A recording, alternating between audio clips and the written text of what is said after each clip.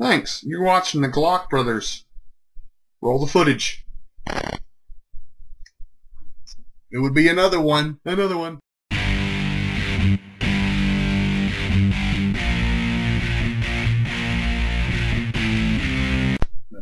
So anyway, we had a lot of hate now. A lot of trolls. I was coming here for a full, honest review, and I needed to know the tactical mal-ninjery. Okay, so anyway, I was reading on forums. We did a first look a while back talking about my Sig Sauer 516. Wasn't it Jimmy's? Yeah, it's Jimmy's, Jammies, Jenny's, Johnny's. Because we sold all our guns. We sold all our guns. This is borrowed from a friend. This is borrowed from a friend. What was his name? I think it was Jim Scoot. Jonathan Scoot. So he's a nice German fella. I don't know if we can get that all in frame here. But anyway, can we get that all in frame? Look at that little teamwork there. Look at that. That'll be the thumbnail. All right, there's the thumbnail. So yeah, it is the Sig Sauer 516. It's probably not the thumbnail, but it could be. It's a gas piston driven. It's not gas tube. It's kind of a hybrid between an AK-47 and a gas tube. From what we've read in the forums. It's a direct impingement gun. The AR-15 direct impingement system of the Quantum Solace. I think that's a James Bond movie. So here's a little gripe that I have with Sig Sauer. Is this Iraqi veteran 88888? No, this gun gripe? We couldn't do a gun gripe like them. They're phenomenal. It comes with. Look at you guys are brown noses. A Mo and name dropping. A Mo Magpul handle. And a Mo adjustable stock. What does Mo stand for? I don't know. That's a good one. Let us know in the comments what Mo stands for. I bet know-it-all know how Larry knows. He does. If only he were here from the forums. He's still busy. Apparently he's on vacation. So I've added a few mods to it. I've added a few Magpul mods. I've added the sling attachment here. The Magpul handguards. Are those Magpul ones? Yeah, these are the little Magpuls that you click here on the Picatinny rail. Yeah. Or Pickney rail, or whatever you want to call it. I've got the angle forward grip, better yet known as the AFG. I think I may have gone a little gung-ho on this. I think I kind of like maybe the standard. A BG, the vertical grip. I like the standard vertical grip rather than the angled grip. Is it really that hard to say vertical grip? You really got to say the VG, ARC. You can't see that, but right here is the battery assist device. B.A.D lever. And then right here on the back is the ASAP. What does that even stand for anymore? I think it stands for a single plate something. Big Lou right here. Big fan of abbreviations. I love abbreviations except for when I can't remember them. You get the OX and the GBR on the CPU with the DBRD. And by the way, these sights are not Magpul. These are factory. So it doesn't come with that. And so here's kind of the dilemma. Here's kind of my beef with Sig Sauer. They make a superior firearm. To hell and back reliability. They've got, a great product, But me being the tactical ninja know-it-all, throw every kind of mod on my gun without really thinking about it sometimes. Put this B.A.D lever on, and you notice it's kind of loose. That's because here on the ping pong paddle here on the other side, because it has the ambidextrous magazine release here, that it kind of bumps, and so you have to kind of keep it loose, so that way when you're charging it back, safety check, it kind of loose. Because if you tighten Yep, it's loaded. We're safe. if you tighten it too much, it just drives the bolt home like that. So you have to kind of loose. And then not only that, I've watched Castle nut, really easy to get off. I watched a couple videos on how to get it off a castle nut. I had an AR-15 tool. What they had done is they had pinned it, had to grind it a little bit before I could break the castle nut free, put on the ASAP. And so when I went to put on this Magpul ASAP, you look real close here. It's got these, over here, these quick points. Right. Quick QD mounts, the old quick detach there. I had to grind down here on the ASAP plate. So that way it would set flush against the upper and lower receiver, particularly the lower receiver.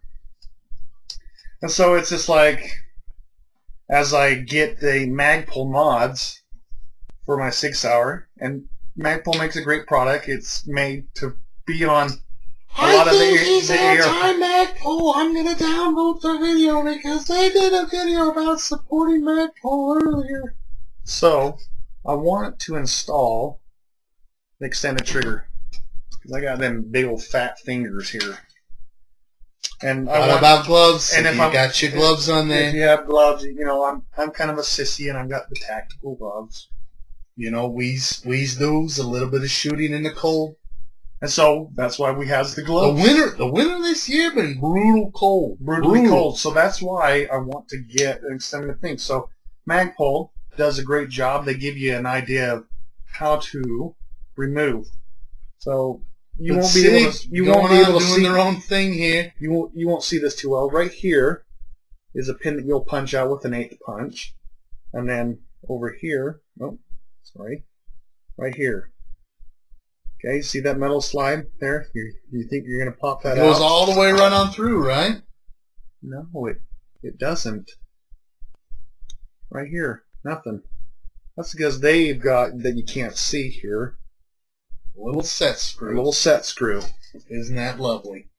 And so that's the one thing that I've, sorry for the whole shaky camera there. Earthquake! Thanks, Big Lou. YouTube's going to say, we've detected some motion problems Shaking with camera. your video. Would you like us to fix it? So that's one beef that I have with Sig Sauer. So Sig Sauer, if you're watching and you're doing, well, you're probably not. Because hey, us and our 700 million subscribers. Yeah. Pretty big deal. So Sig Sauer, you better be paying attention. You better, because this is good feedback right here. This is solid. Yeah, it's the thing, you know. It's just little things like that, and wanting to departing from the norm, the standard. I mean, and to a point, I mean, the 516 is a great break away from the AR-15, where they added a few characteristics, such as a gas piston, such as if beefing up the lower here, and the way it attaches to the upper, and even building up. This goes for software. This goes for hardware. This goes for even guns. If you're going to be different, don't be different for no reason. Be different because it's better. We're going with this because it's better to do it this way. It's better to do a gas piston at a reasonable price than direct impingement. But if you're going to go out and buy an AR-15, don't say, I got to have a gas piston because, I'm going to put, I'm going to get into one of these firefights where I'm going to, I'm going to be in the Iraq, Durkistan, and I'm going to blow through 1,000 rounds because I've only have two magazines that are 500 round drums. No, they're two standard capacity 30 round mags. Okay, standard capacity. You're not gonna blow through that much ammo and be like, yeah, I need something that'll give me I need it to last up to 10,000 rounds. Without me cleaning it. Not even our men and women in combat, are blowing through that many rounds. Has it happened where they've been in? They've been in a firefight where they come down to the last round sometimes. No, I'm saying 1,000 rounds. But I'm not saying that every infantryman, he's got each one of them's got 1,000 rounds and he's blown through it within the first 20 minutes. Yeah, let me tell you, I was in the forum the other day, and if you think you're going to make it through a raw situation, that's WROL, without rule of law. If you think you're going to make it through one, you got to have at least a minimum of 2,000 rounds. Yeah. Can I pass that around? Strapped on your back. Especially with all this extra weight? I don't even think our infantrymen pass around 1,000 rounds. My combat loadout is 2 minutes. You gotta lose weight. Yeah. Gotta lose some weight. Get active. Like old Reginald on the Deb Camp channel. Yeah, he's running around. Yeah. So anyway, that's my beef with Sig Sauer. Other than that, they do have a lot of things that they put on there that are a little bit different. That sold me on it. The fact that they beefed up the bolt carrying group, and that's part of the thing that they did to be a little different. And then bulking different, yet better. There you go. And then, in most upper and lowers, there's a little bit of wiggle. You can take the lower and you can take the upper and you can wiggle it. Now that's not. And they beefed up that's the not two attach monolithic, points. right? No. The rail here, nope. Yeah, it's separate. It's separate. And so that's pretty cool. Solid that way. So that's kind of the thing. Like with these quick QD mounts, that's just thrown on there, and I find that retarded. I mean, most people that are going to carry this are going to use a sling, and they don't need a quick point like that, because there's one here. I have and you can't see it because it's covered up, but there's two right here. I have a QD mount on my. On my old M&P 1522 that I sold. Do you use it? Huh? Yeah. You use a QD mount? Yeah, single point thing. But like if you're switching over to the left, it's not as good as the and the Magpul thing. Here's Magpul. They're different for a good reason. They have a single point sling attached here to the back behind the in front of the castle nut. So that way you can switch shoulder to shoulder. And then we've got 3 extra rounds just in case you need them, just like in that Die Harder movie with a Glock 7. Costs more than what you make in a month. Might be not right. You don't have to be down to the last round.